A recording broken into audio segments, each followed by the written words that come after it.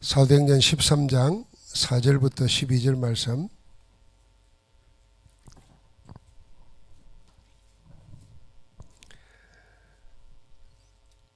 같이 읽겠습니다. 두 사람이 성령의 보내심을 받아 실루기아에 내려가 거기서 배 타고 구브로에 가서 살라미에 이르러 하나님의 말씀을 유대인의 여러 해당에 전할세 요한을 수행원으로 두었더라. 온 성 가운데로 지나서 바보에 이르러 바예수라 하는 유대인 거짓 선지자의 마수사를 만나니 그가 총독 서기오 바울과 함께 있으니 서기오 바울은 지혜 있는 사람이라. 바나바와 사울을 불러 하나님의 말씀을 듣고자 하더라. 이 마술사 엘루마는 이 이름은 번역하면 마술사라. 그들을 대적하여 총독으로 믿지 못하게 힘쓰니 바울이라고 하는 사울이 성령이 충만하여 그를 주목하고 이르되 모든 거짓과 악행이 가득한 자요 마귀의 자식이요 모든 의의 원수여 주의 바른 길을 굳게 하기를 그치지 아니하겠느냐. 보라 이제 주의 손이 내 위에 있으니 네가 맹인이 되어 얼마 동안을 해를 보지 못하리라 하니 적시 안개와 어둠이 그를 덮어 인도할 사람을 두루 구하는지라. 이에 총독이 그렇게 된 것을 보고 믿으며 주의 가르치심을 놀랍게 여기니라. 아멘. 지난주에 우리가 본격적인 치유 이전의 치유 네 가지를 생각했습니다. 오늘은 우리가 복음 치유의 방향과 목표입니다.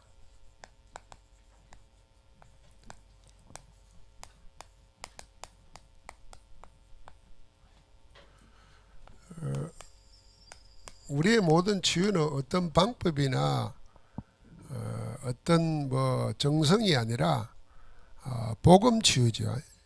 어떻게 우리의 치유 사역을 어떤 방향으로 뭘 목표라고 할 것인가 하는 것을 붙잡아야 됩니다. 이게 방향과 목표를 바로잡을 때 이게 기도 제목이 되고 기도 제목이 정해져야 기도가 24시 누려지게 됩니다. 보통 방향이 없고 목표가 분명하지 않으면 그때그때 상황 따라서 이랬다 저랬다 해야 됩니다. 그럼 열심히는 하는 것 같은데 목표와 방향이 정해져 있지 않기 때문에 열심히 하는 것 같은데 지나놓고 보면은 아무 열매도 없습니다. 바쁘기만 살았지.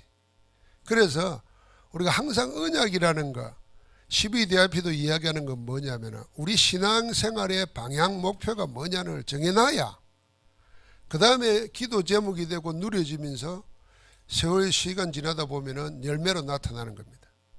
근데 거의 그게 없이 그냥 그때그때 주어지는 대로 한단 말이에요. 그러니까 안 되는 거죠. 그래서 오늘 지난주에 우리가 생각한 대로 치유 이전의 치유, 모든 치유 이전의 치유는 첫 번째는 모든 치유의 시작은 영적 치유입니다. 사실은 돈 잘 벌고 육신이 건강하고 하더라도 그 영혼이 구원받지 못하면은 결국은 다 허망한 겁니다. 그러니까 모든 치유의 시작은 먼저 구원받는 것입니다. 예수 그리스도를 만나서 죄와 저주와 사단의 운명에서 빠져나오는 것입니다. 이 치유의 시작입니다. 구원받은 자에게 있어서 정말 응답은 언제 시작되느냐? 우리의 생각이 치유될 때입니다. 여러분과 내가 내 생각이 나를 사로잡고 있다는 것을 알아야 됩니다. 그래서 사실은 우리가 메시지 붙잡고 기도 왜 하느냐, 성경 왜 읽느냐, 왜 우리가 훈련받느냐 하는 거는요, 생각 바꾸기 위해서입니다. 이 생각이 안 바뀌어요. 그래서 예수님 사역은 계속 보여주면서 생각 바꾸는 겁니다. 그 불신자로 살 때, 그 하나님 없이 살 때 네 생각 지금 그거 가지고는 안 된다는 겁니다. 그걸 다 버리라는 거예요. 그 우리가 갱신이라는 것도 우리가 갱신 그러면 나를 바꾸는 거잖아요. 내가 바뀝니까? 안 바뀝니다. 그럼 진짜 갱신은 뭐겠습니까? 하나님이 내게 원하는 게 뭐겠느냐 말. 하나님의 뜻이 뭐냐? 거기에 맞추는 것이 갱신입니다. 나는 안 바뀐다는 거 알아야 돼요. 그래서 생각이 여기 치유되어야 되는 겁니다. 그래야 진짜 응답이 시작되는 겁니다. 우리가 주일마다 예배 드리면서 말씀 받고 기도하는데도요, 하루에 한 가지씩만, 한 주일에 하나씩만 생각 바꾸면 됩니다. 그때 정말 응답이 시작되는 거죠. 자, 그러면은 뭘로 나타나냐면은 우리 삶이 치유됩니다. 여러분, 아무리 운동해라 그래도 안 합니다. 왜 그런 줄 압니까? 안 됩니다. 생각이 안 바뀌는데요. 내 삶이 흑암에 꽉 잡혀버립니다. 이거 먹으면 나쁘다는데도요, 꼭 먹습니다. 못 빠져노는 겁니다. 삶이 치유되어야 됩니다. 그래서 삶 치유는 놓쳐버린 것 되찾아야 됩니다. 뭘 놓치고 있냔 말이에요. 그래서 우리가 사문을 이야기하는 건 뭐냐 하면은 모든 삶의 중심이 하나님과의 사귐 속에 두어야 됩니다. 오늘 2부 예배 때 이야기했지만 우리 일상 속에 하나님 나라가 자랍니다. 우리는 예사로 생각하는 거, 아무렇게나 생각하는 것이 하나님의 언약과 관계없이, 영적인 축복과 관계없이 막 한다고 말이에요. 그럼 내 삶이 안 바뀌는 거예요. 우리의 무능이 치유되어야 됩니다. 몸 약하고 가난하고 행복이 없고 전부 다 사실은 무능이거든요. 지고 있다는 거죠. 그러니까 자꾸 무능하니까 핑계만 댑니다. 원래 능력 있는 사람은 핑계 댈 게 없습니다. 문제 오면은 도전하고, 갈등 생기면은 갱신하고, 위기 오면은 올인하고 이러는 거지, 원래 능력이 없으면은 전부 다 핑계 대는 거예요. 나중에 자포자기해 버립니다.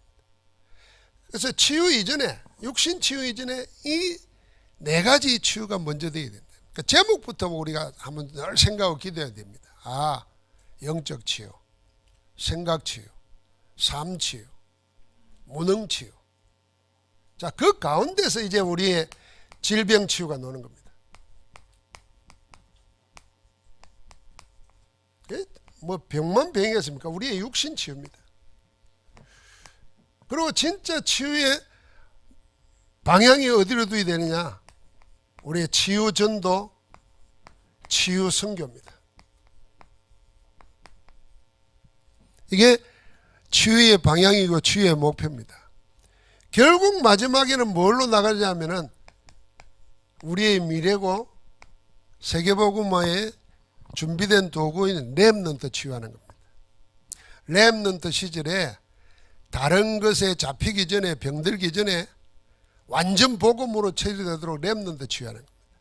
자, 이 네 가지 우리 치유의 방향을 잘 살펴야 되겠습니다. 자, 아까도 말한 것처럼 육신 치유는 뭐 약 먹는다, 수술한다, 뭐 환경을 바꾼다, 별의별 생각 다 하지만은 앞에 것이 없이 이 육신 치유도 안 될 뿐 아니라 이거 안 되고 육신 치유 돼봐야 뭐 하겠냐고 말입니다. 영적으로 운명이 딱 정해져 있는데 육신 건강은 뭐 하겠습니까? 건강은 사고칩니다. 그 마음과 생각이 딱 틀린 곳으로 잡혀 있는데 육신 치유하면 어떻게 되겠습니까? 그게 더 문제입니다.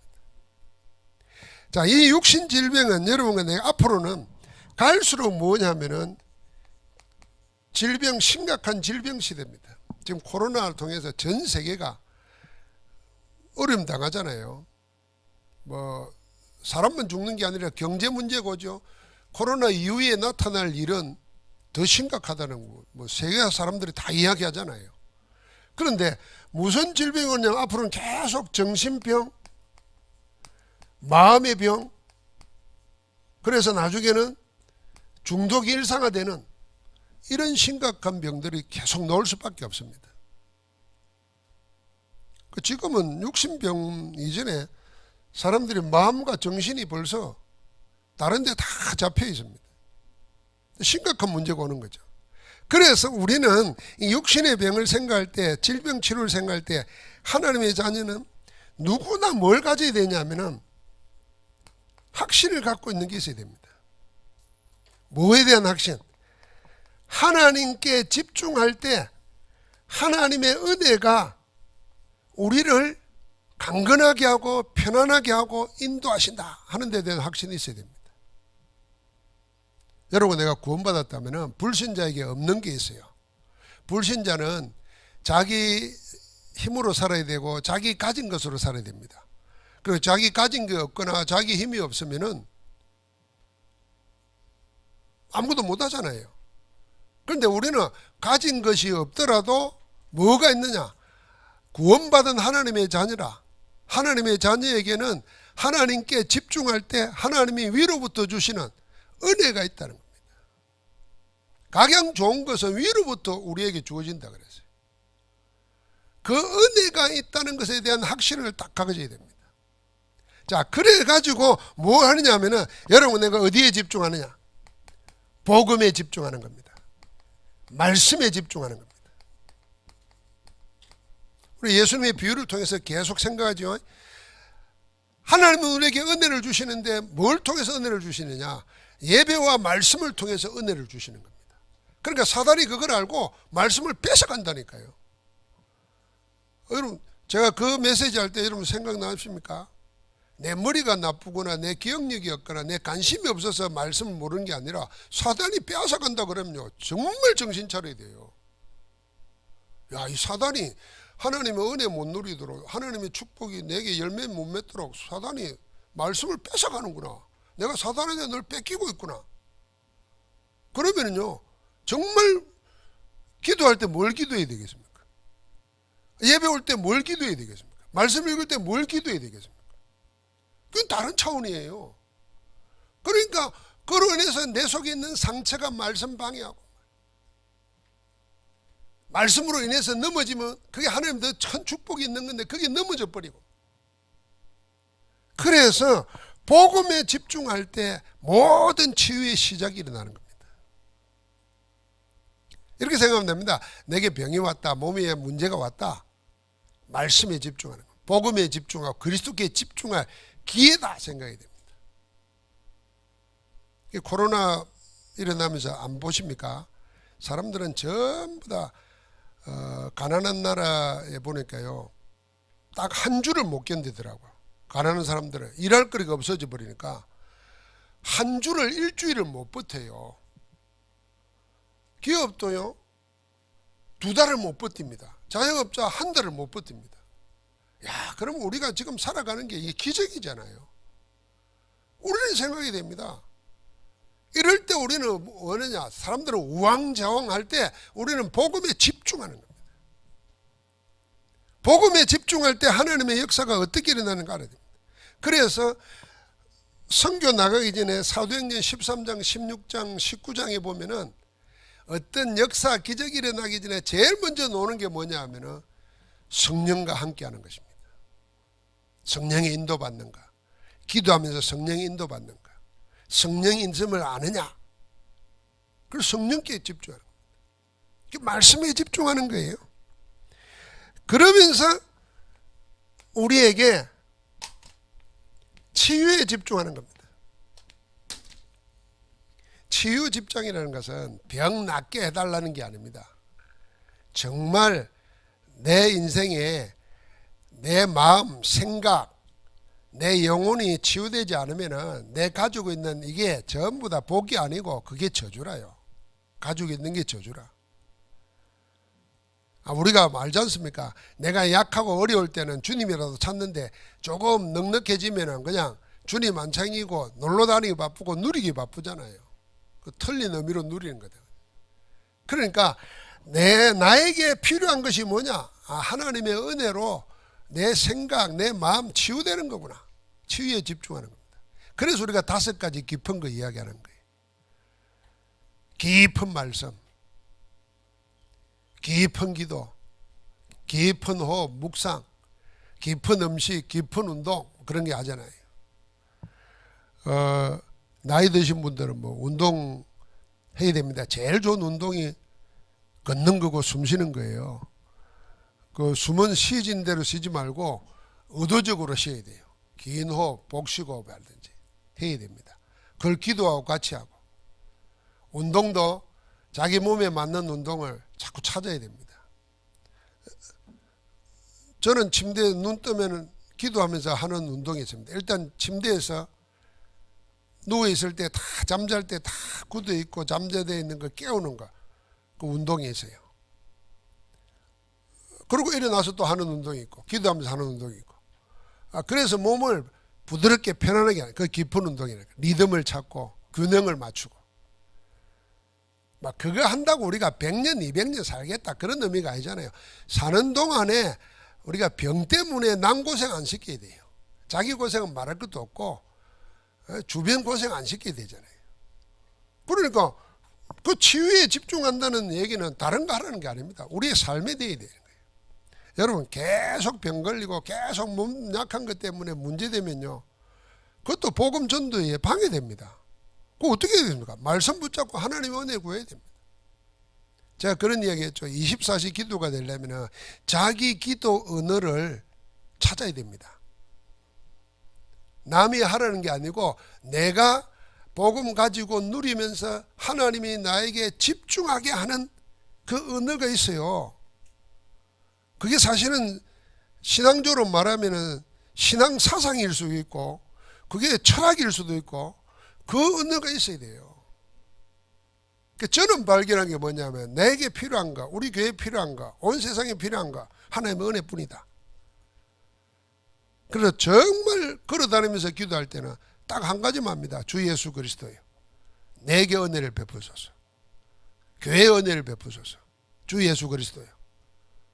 그러면 저는 계속 하다 보니까 그 은혜라는 말의 의미 속에 모든 게 다 들어가더라고요. 자꾸만 들어가요, 계속하면.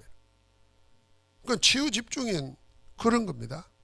여러분, 내가 병 낫고 안 낫고는 그건 중요한 게 아니에요. 내가 사실은 복음의 능력이 있으면요, 병이 있어도 병에 잡히지 않는다는 거예요. 저는 그게 내 믿음이에요. 병이 있을 수 있어요. 의사도 걸려 죽는데 뭐 어떻게 하겠습니까? 근데 하나님의 은혜 속에 병을 이기고 그 병을 이기다 보니까 강건하게 사는 거예요. 내 영혼이 잘된 같이 범사가 잘되고 강건한 일을 원한다고 했지 않습니까? 그래서 하나님의 말씀 붙잡고 집중하면서 하나님이 주시는 은혜 속에 강건하기를 주님으로 축복합니다. 그래서 병 걸리는 사람은요, 하나님께 올인할 시간이다 생각해야 돼요. 올인 못하도록 사단이 계속 쓸데없는 근심, 염려, 걱정하게 만듭니다. 소용없습니다. 죽으면 하나님 나라 가는 거고, 살아있는 동안에 하나님이 나와 함께 한다는 증거 보이겠다 생각하고 문제 해결하지 말고, 해결하려고 하지 말고 복음에 집중하면서 복음의 능력 속으로 들어가는 겁니다. 자, 그래서 우리가 뭐 하자는 겁니까? 치유전도입니다. 여러분, 치유전도의 순서는 요한 3서 1장 2절입니다. 내 영혼이 잘된 같이, 영혼이 잘 되어 있잖아요. 그러니까 그렇게 범사도 잘 되고 하는 모든 일이 잘 되고 강건하기를 하나님이 소원하시는 겁니다. 그 하나님이 여러분과 나에게 원하시는 거예요. 아예 우리는 내가 성공하고 내가 건강을 바라잖아요. 아니에요. 하나님이 우리에게 그렇게 살기를 원하시는 거예요. 그래서 우리를 보고 어디에 해요? 하나님께 집중하라는 거예요. 하나님은 여러분과 나에게 병을 주고 뭐 여러분과 나에게 고생하면서 살기를 원하시겠습니까? 그렇지 않습니다. 그러니까 그 언약의 말씀 붙잡고 그냥 전도가 아니고 여러분과 나는 정말 치유 전도를 하는 겁니다. 그래서 성경에 보니까 성령 충만 받고 난 다음에 하나님이 하시는 사역의 역사가 첫 번째 문 열린 게 치유입니다. 사도행전 1장 3장 1절부터 12절. 아무도 해결 못하고 있는 나면서 안전뱅이를 그리스도 예수 이름으로 일어나 걸으라. 이 그냥 전도가 아니죠. 그동안 묶여있던 모든 유대 사회의 문화, 전통, 불신앙을 완전히 깨버리는 겁니다. 종교 깨버리는 겁니다. 무엇의 이름으로? 그리스도 이름으로. 여러분, 우리가 살아오면서 굳어있던 거, 묻어있던 거 전부 다 하나님이 그리스도 이름으로 나를 일으킨다 생각해요. 그러니까 그 다음에 어떤 일이 생깁니까? 드디어 중직자들을 통해서 아무도 못 가는 사마리아로 들어갑니다. 빌립이 사마리아에 가가지고 온갖 영적 문제와 불지병과 귀신 들린 자들이 꽉 차 있어요. 거기서 뭡니까? 그리스도를 말하니 그랬습니다. 그리스도를 전파하니까 온 성이 기쁨이 일어났어요. 그래서 우리가 병들어 있거나 가난해 있거나 이런 사람들은 상처투성이잖아요. 사실 그걸 두려워할 필요가 없습니다. 정말 들어야 될 복음, 영적으로 하나님 못 만나서 사단에게 잡혀서 고통당하는 거잖아요. 그래서 담대하게 병든 자 찾아가는 겁니다. 그러니까 어떤 일이 생깁니까? 9장에 보니까 저는 그 에티오피아 내시를 생각할 때마다요, 타고나기를 넷이요. 그런데 여왕의 국고를 맡았어요. 누가 재산을 아무나 맡깁니까? 왕의 재산을 맡을 텐데. 그러니까 이 사람은 자기 핸디캡을 넘어서서 최고에 올라갈 수 있는 데까지 올라갔어요. 어떻게 살았겠습니까? 치열하게 살았을 거예요. 그 사람 속에 들어있는 상처가 얼마나 많겠습니까? 만약에 그리 못 사는 사람 보면요, 사람 취급도 안 해요. 그런 사람은. 여러분, 자수성가하고 성공한 사람들은요, 인생 아무렇게나 사는 사람 보면요, 인간 취급도 안 합니다. 사람같이 안 본다니까요. 왜요? 나는 아무것도 없는데도 이렇게 사는데 저는 뭐냔 말이에요. 그 우리 어른들도 그런 생각 들잖아요. 우리 옛날에 힘들게 살 때 어떻게 살아서 이겼는데 지금 애들 보면은 이게 사람인가 싶으잖아요. 그 어쩔 수 없어요. 그 에티오피아 내시가 지금 그런 거예요. 그런데 그렇게 성공한도 자기 행복을 보장 못 해주는 거예요. 그래서 답을 찾으려고 종교에 참여한 거예요. 에티오피아에서 예루살렘까지 왔어요. 비행기 타고 온 것도 아니고 마차를 타고 말이에요. 그리 가봐도 답이 안 돼요. 그래서 성경 두루마기를 구해가지고 오면서 읽는 거예요. 얼마나 답답해서. 신앙이 좋아서 그렇다고 생각 안 합니다. 얼마나 답답했으면은 털腾거리는 마차를 타고 하면서 이 종이책도 아니에요. 두루마리를 사가지고 가면서 성경을 읽고 있는. 근데 하나님이 그 시간표에 이사야 53장을 읽는데 하나님이 거기에 빌립을 보낸 겁니다. 그래서 성공한 사람들이 다 갈급합니다.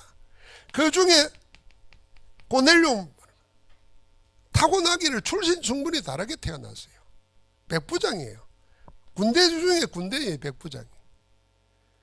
근데 얼마나 숨은 문제가 많았는지 그 어부 출신 베드로가 들어오는데 맨발로 뛰어나서 엎드려 절을 할 정도입니다. 그러니까 꼭 없는 사람만 힘든 게 아니라는 거 알아야 됩니다. 앞으로는 세상은 마음의 병, 정신병, 불치병, 상상할 수 없는 영적인 병이 일어나는데 그 사람들에게 진짜 필요한 게 뭐겠느냐는 겁니다. 복음 아니면 절대로 못 살린다는 거 알아야 돼요. 천의 약이 다 있어도 안 됩니다. 약은 영혼의 병은 해결 못합니다. 그래서 복음 가지고 담대히 예수 그리스도를 말했는데 사는 겁니다. 이게 진짜 치유전대예요. 우리가 이 치유를 목표로 하는 겁니다. 그러면 어떤 일이 생기냐? 그래서 노바디입니다. 노바디. 아무나 할 수 없는 겁니다. 아무나 못 가는 곳에 우리를 하나님 보내시는 겁니다. 여기에 불신자 가운데 복음으로 치유해서 제자 살리고 제자 세우는 것입니다. 그 정도가 아니고 사도행전에 보니까 사도 바울이 선교사로 나와가지고 한 사역 전부가 치유 선교입니다. 그게 우리의 13장, 16장, 19장에 무속 치유, 점술 치유, 우상문화 치유. 결국은 문화가 바뀌어야 참된 선교가 됩니다. 우상 섬기고 점술에 의지하고 귀신 섬기던 자들이 하나님 섬기는 자로 바뀌어지는 게 진정한 복음화거든요. 그게 치유 선교가 목표입니다. 왜냐하면은 전부 다 사람들이 생기는 병이요, 영적으로 깊이 보면은 하나님 아닌 틀린 거, 잘못된 거, 이걸 섬겨서 그런 겁니다. 그게 뭡니까? 우상 숭배한 거예요. 그게 뭡니까? 종교입니다. 우리가 복음 없이 교회 생활 열심히 하면 그 종교가 똑같다 우리가 말하지 않습니까? 왜냐하면 복음 없이 막 절에 다니는 것처럼 교회를 다니고 교회에서 헌신하고 막 복음 몰라. 복음 모르니까 늘 세상을 교회 안에서도 뭘로 사느냐? 하나님의 은혜로 사는 게 아니라 자기 힘으로 살아. 그래서 자기 힘이 좀 잘 되면은 교만에 빠지고 안 되면은 낙심하고, 그리고 되면은 남하고 비교하고, 안 되면은 자기 자질에 빠지고. 이 종교생활하고 똑같은 겁니다. 그래서 교회 다니다가 돌은 사람 많아요. 그게 교회 다니다 그런 게 아니에요. 진짜 복음 모르고 종교생활하면 그리 되는 거죠. 그게 우상 섬기는 것과 똑같아지는 겁니다. 여기서 오는 병이 말로 다 할 수 없습니다. 그리고 전도 나가보면요, 종교생활하는 사람들이 영적 문제 와가지고 정신병원 있는 사람 많아요. 나는 코로나 걸리면서 세계 선진국의 대통령들이 막 하는 거 보니까요, 야, 우리나라는 그래도 매일 발표하는데 그 질병본부에서 나와가지고 오늘 몇 사람이 죽었다고 이야기하면서 뭐 애도를 하고 가족들에게 위로의 말도 하더라고요. 근데 천하의 대통령들이요, 자기 백성들이 10만 명이 죽고 8만 명이 죽는데도 사과를 안 하더라고요. 미안하다 소리도 안 하. 병자라고 생각해요. 그런데 그 사람들 보고 신앙인이라 그래요. 나는 끔찍한 생각이 들더라고요. 솔직히 말해서. 여러분, 내가요, 권력 추구하고 그게 종교생활, 우상숭배하는 거 똑같습니다. 목적이 전부 다 뭐예요? 창세기 3장 나요, 나. 내 성공, 내 권력, 내 명예, 이거요. 병드는 겁니다. 그래서 하나님께서 우리를 복음 아니면 될 길이 없기 때문에 선교사로 보내는 겁니다. 가서 제자 삼으라고 하는 겁니다. 그런데 지금 이스라엘도 그렇고 바리새 교회도 그렇고 전부 다 뭐냐면은 사단의 종로로 타고 있어요. 자, 애굽에 간 요셉의 후손들을 생각해 보십시오. 애굽에 노예되어 있죠. 그런데 사실은 애굽의 노예가 아니라 애굽에서 노예로 있으면서 뭐 하고 있습니까? 우상신전 만드는 데 노예가 되어 있어요. 하나님의 백성이 우상신전 세우는데 노예로 사는 거예요. 세상의 종로로 타는 거죠. 그러니까 그 문화 가지고 어떻게 합니까? 전 세계를 장악하는 겁니다. 우상 문화를 가지고. 여기에 종로로 사는 겁니다. 하나님이 본격적으로 복음 가진 자를 통해서 뭐합니까? 오늘도 보니까 13장 5절부터 12절에 바울을 통해서 이 박수 엘루마를 진짜 박살내는 겁니다. 그 뭐라고 그럽니까? 10절에 보니까 모든 거짓과 악행이 가득한 자요, 마귀의 자식이요, 모든 의의 원수요, 주의 바른 길을 굳게 하기를 그치지 아니하겠느냐. 여러분 생각해보면 지금 총독 옆에 있는 근세 가진 마술사인데, 바울이, 우리가 바울 그러지 그 시대 사람들이 바울 보면은 그냥 평범한 잘 나가다가 예수 믿어가지고 망한 사람이에요. 세상이 볼 때는 바리새인 중에 바리새인이고 로마 시민권자고 바리새인 중에서도 차세대 지도자인데 일순간에 어디 가다가 말이죠, 예수 만나가지고 예수 믿고는 자리, 지위 다 뺏겨버리고 행색이 보니까 예수 믿다가 망한 자라 보이는 거예요. 그런데 권력자를 보고 뭐라 그럽니까? 마귀의 자식이요, 의의 원수요. 담대하게 말합니다. 이걸요, 사람을 무시한 게 아닙니다. 영적인 걸 말하는 겁니다. 그러니까 치유 선교는 결국은 뭐냐면은 영적으로 온 세상에 보이는 것을, 눈에 띄는 것을 장악하고 있는 흑암의 세력과 싸우는 겁니다. 절대로 복음 아니면 안 되게 되어 있습니다. 그래서 점술하는 귀신 들린 처녀를 고치고 하지 않습니까? 자, 이제 이 치유 선교로 이후에 어떤 일이 생깁니까? 박수 엘로마를 정리하고 났더니 총독이 믿는 역사가 일어납니다. 점쟁이 귀신 들린 명이 해주니까 사람들은 떠나라 그러는데 하나님은 거기에 누굴 세웁니까? 빌립보 감옥의 간수장과 그 집가 세웁니다. 사도행전 19장에는 어떤 일이 생깁니까? 에베소서 온 두란노서 온 이후에 큰 역사가 일어납니다. 그러니까 이후의 역사가 문화가 바뀌는 겁니다.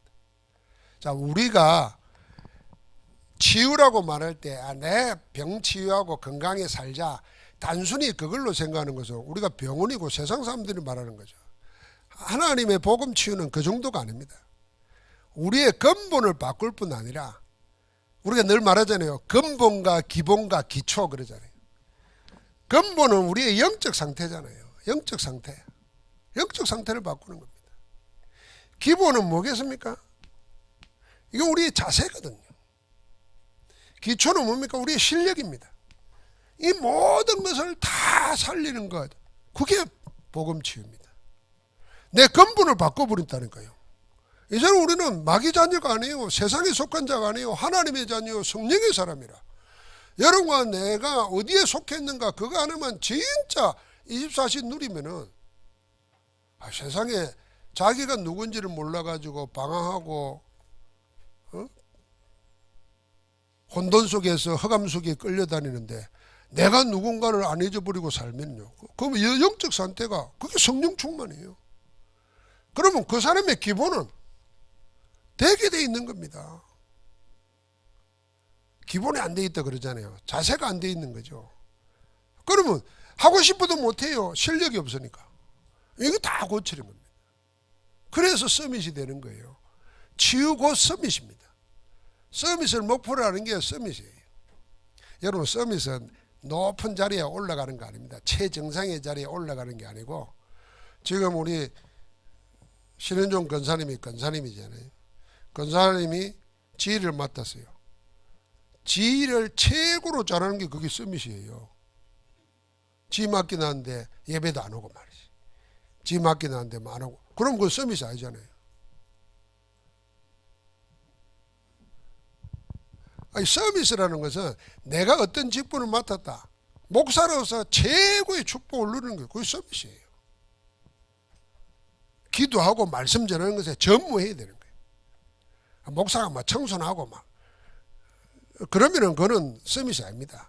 목사가 청소를 너무 잘한다, 그래서 교회에 티끌 하나 없도록 만든다, 그 서밋이 아니에요. 그거는 그 자기 자리를 떠난 거지. 마찬가지입니다. 그 근본을 우리를 바꿔버리는 거예요. 그래야 세상이 바뀌는 겁니다. 그러면서 우리는 목표가 어디냐? 렘넌트 살리는 겁니다. 그래서 사도 바울의 사역에 항상 나왔던 게 뭐냐면은 회당을 들어가고 서원을 가고 저자를 공격하는 겁니다. 렘넌트입니다. 렘넌트는 우리가 잘 알지 않습니까? 항상 첫 번째 기회이면서 마지막 기회입니다. 그리고 영원한 기회입니다. 뭐 할 수 있는 첫 번째고 마지막 기회냐? 렘넌트가 각인 뿌리 체질 바꿀 수 있는 처음 기회요, 마지막 기회입니다.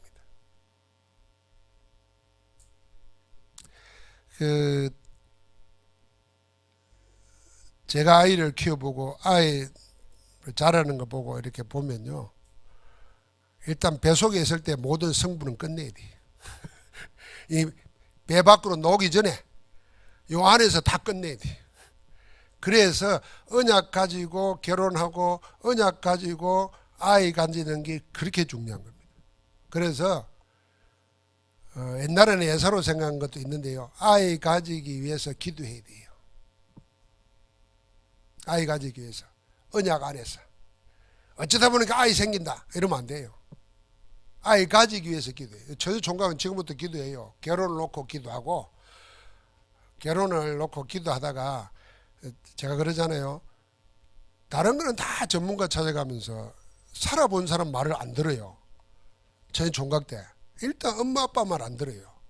그리고 꼭 골라오면 엄마 아빠 같은 사람만 골라와요. 그것도 좋은 거 아니에요, 사실은. 그러니까 물어야 돼요. 근데 한 번도 묻는 사람 없어요. 정말 좋은 거는요, 목사님 소개해 주는 사람하고 하겠습니다 이러면 제일 좋은데, 그럼 내가 얼마나 기도하겠어요. 남의 인생 망칠 수도 있는데. 한 번도 그런 사람 아무도 없어요.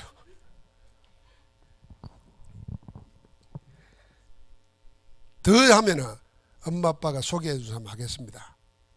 그러니까 왜냐하면은 엄마 아빠가 자기를 잘 알잖아요. 제일 잘하는 사람이 누굴 소개하겠어요. 그래서 부모끼리 서로 이 언약을 놓고 같이 기도하는 것도 좋아요. 우리 교회 커지면요, 교회 안에서 사도 맺고 그런 것도 좋아요. 아멘. 아무도 안 하네. 이 결혼을 그래 하고 아이를 가질 때요, 예를 들면 성경에 보십시오. 아이를 갖지 못했을 때에 기도한 언약의 사람들 보십시오. 이삭은 자기 아내가 어떤 아내입니까? 아이를 가지지 못할 때 아이를 위해서, 자기를 위해서 기도 안 했어요. 우리가 남자잖아요. 남자가 손이 없으면 어떻게 돼요? 옛날에는 대가 끊어지는 거잖아요. 그럼 나를 위해서 기도할 때 그래 안 했어요. 자기 아내를 위해서, 리브가를 위해서 기도했다 그랬어요. 몇 년 기도하시는 거? 20년 기도했다니까. 그래요. 농계 야곱가에서요, 12지파의 조상이 되는 아들을 놓는 거예요. 그러니까 한나 보십시오. 기도 속에 놓은 거예요. 거기에 사무엘을 놓은 거예요. 무슨 궁합이 안 맞아서 그렇고 그런 거 아니에요. 언약 안에서 기도해야 돼요. 아니, 넘치 못할 리 없는 하나님이신데, 아브라함을 놓고 이야기할 때 뭐라 그랬으면 죽은 자도 살린다 그랬는데, 100살 된 최지우가 45살인데 지금 딸났더라고 그제. 최지우 모릅니까? 그래 난리 났대. 지금 45살에 애를 낳았어. 지금 태중에 있을 때 복음으로 언약으로 각인시키는. 그래서 왜 어머니들이 중요한가 하는 겁니다. 사실은 남자는요, 아이 가지고 있을 때 뭐 어떤 일이 있는가 몰라요. 연구를 깊이도 안 해요. 사실은 모른다니까요. 못 느껴요. 알아도 그걸 몸으로 못 느끼잖아요. 그런데 언약 가진 부모가, 어머니가 그걸 놓고 기도한다고 생각해 보십시오. 그대로 전달되면 탯줄로 연결되어 있잖아요. 생명만 연결되는 게 아니에요. 영혼이 언제 생기냐 우리는 그렇게 생각하잖아요. 그래서 이걸 과학적으로 신학적으로도 거의 연구 많이 했어요. 잉태되는 그 순간 영혼이 생기는 거예요. 그런데 어머니 몸과 내 몸이 탯줄로 연결되어 있어요. 그래서 성령 충만해야 돼요. 그래서 항상 서밋 될 때 결혼해야 돼요. 결혼을요, 인간적으로 생각해. 지금 재산이 있나, 어디 사냐? 언약 가진 아가씨들이나 그 총각들은요, 제발 세상식으로 생각하지 말라니까. 언약 안에서 언약 하나만 가지고 우리가 맨몸으로 시작하자. 그 정도 좀 배짱이 아니라 믿음도 있어야지. 아멘. 나는 세상은 전부 다 지금 뭐합니까? 집이 있어야 되고 애를 놓고 어떻게 키울까 생각하고 전부 다 세상색이 들어와 있는 거예요. 요 각인 바뀌어야 돼요. 그래서요, 우리가 선교도요, 이슬람은 보십시오. 일단 부인을 4명 가지는 게 법적으로 정해져 있어. 이야, 그게 좋은 건지 나쁜 건지 모르겠지만 하여튼 이번에 이슬람에서 물었대요. 코로나 기간 동안에 어느 부인 집에 가서 지내야 되느냐 하고 법적으로 물었대요. 이란에서. 왜냐하면 법적으로 똑같이 대해줘야 된대. 그런데 봉쇄시키 놓으면 한 집에 안에만 있어야 되잖아요. 그러니까 이게 얼마나 율법적인지, 코로나 기간 내는 한 군데 있어도 된다, 아니다, 다른 데 가야 된다, 저끼리 또 싸우더라고요. 별것도 다 싸워. 자식을 많이 낳아요. 난민 가죠. 기독교인들은 결혼도 안 하고 자식도 안 낳는데 이슬람은 막 낳아요. 수적으로 안 됩니다. 그런데 그냥 수가 아니잖아요. 철저하게 이 사람들은 율법적이에요. 이게 세계 선교하고도 관계 있다니까요. 그래서 언약 가진 자는 자식 막 놓으세요. 막 낳아. 기도하면서 막 낳아요. 셋도 놓고 넷도 놓고. 그럼 누가 키우나? 그걸 하나님이 키우지 모릅니까? 조금 지나면 국가가 키워요. 이러니까 이런다. 우리가 애 낳는 기계입니까? 그 페미니즘 하는 사람들이 그런 말 하는데, 여성을 하나님이 창조하실 때에 생명의 어머니로, 모든 산자의 어머니로 되었어요. 자, 우리 렘넌트들이 각인 뿌리 체질시키는 첫 번째고 마지막 계라는 이 말을 하는 이유가 뭐냐면은, 그러다 보니까 결혼까지 났는데, 특별히 여성분들은, 특별히 여성과 결혼할 남자분들은 처음부터 언약이라는 것을 깊이 생각해야 돼요. 그래서 세상적인 거 자꾸 내 속에 집어넣지 말아요. 하나님이 먹이시고 입히시는데, 뭘 자녀를 학원 안 보내도 하나님의 은혜 받으면요, 세상이 감당 못할 뛰어난 지혜, 다니엘처럼요 10배나 뛰어나도록 한다니까요. 근데 우리는 한 번도 그건 안 믿고 세상이 말하는 거죠. 요즘에는 이제 선진국이 되면 어떻게 되는지 압니까? 학교 안 보내도요 부끄러운 일이 아니에요. 다 해가지고 애들이 다른 길로 얼마든지 길이 있다니까요. 그러니까요, 제발 근데 묶이면 안 돼요. 오히려 언약적으로 생각해야 돼요. 그런데 우리가 이 아이들이 세상 살면서 세상 것으로 각인 뿌리 체질돼 놓으니까 복음이 안 들어갑니다. 여러분, 복음을 받아도 간격으로 안 받습니다. 그냥 교양으로 받지. 특별히 성공한 사람들, 공부 많이 한 사람들, 이 공부 많이 하지 말라가 아니고 성공하지 말라가 아니에요.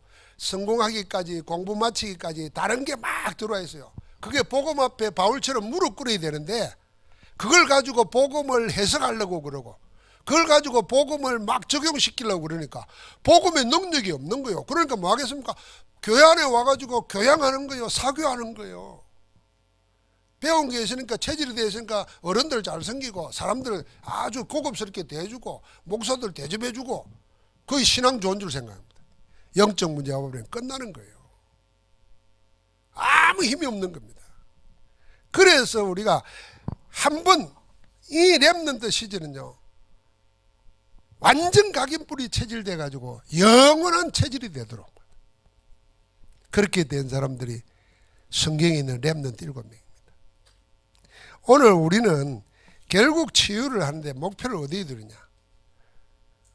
인간적으로 생각합시다. 우리 후대들, 우리 자녀들이 복음 안에서 영적 서밋이 안 되면은요, 우리는 그거 쳐다보면서 평생 하늘 가지고 기도해야 됩니다. 제가 목회 생활 30몇 년 하는 동안에 포항 와서 처음 개척할 때 할머니 한 분이 있었어요. 권사님.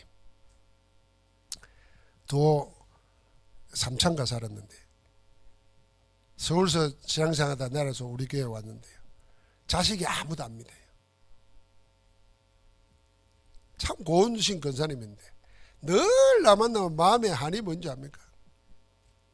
자식들 아무도 예수 안 믿고 구원 못 받은 것 때문에 가실 때까지 그 한을 안고 가더라. 여러분, 우리 자녀들을 복음으로 각인돼 가지고 복음 안에서 영적 서밋으로 자라고 기능 서밋, 문화 서밋으로 자라는 거 보는 것이 최고의 복입니다. 여러분, 자녀들이 앞으로 돈 벌면 돈 갖다 줄 것 같습니까? 아예 포기하세요. 에? 그 자녀들 갖다 주는 돈 얻어먹고 살려 그러면 우리는 인생 실패하는 겁니다. 그러니까 몰래 꼬불쳐 놓으세요. 그런데 하나님 앞에서요 정말 마지막 기회를 생겨야 돼요. 그래서 우리 교회가 생을 걸고 렘넌트 키워야 되는 겁니다. 한 렘넌트 키운다는 말의 의미를 잘 생각해야 돼요. 그래서 우리가 하는 게 RUTC 운동입니다. 자, 말씀을 맺읍시다. 우리는 이 안에서 세 가지를 늘 방향 잡아야 됩니다. 복음으로 치유하는 성전,